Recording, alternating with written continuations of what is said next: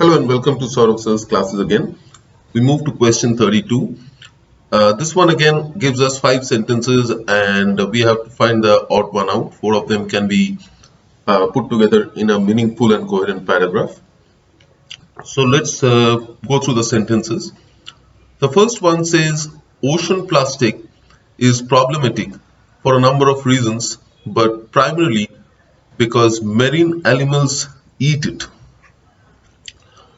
The second one says the largest numerical proportion of ocean plastic falls in small size fractions.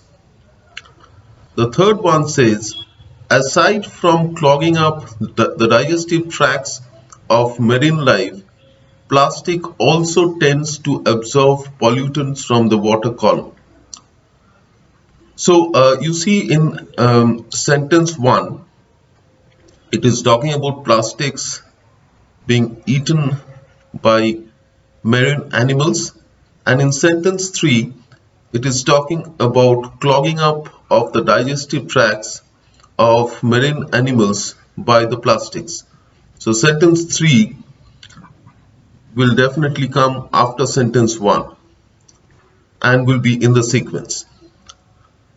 Sentence 4, plastic in the oceans is arguably one of the most important and pervasive environmental problems today. So sentence 4 is introducing the problem of plastics in ocean. So sentence 4 will be the first sentence.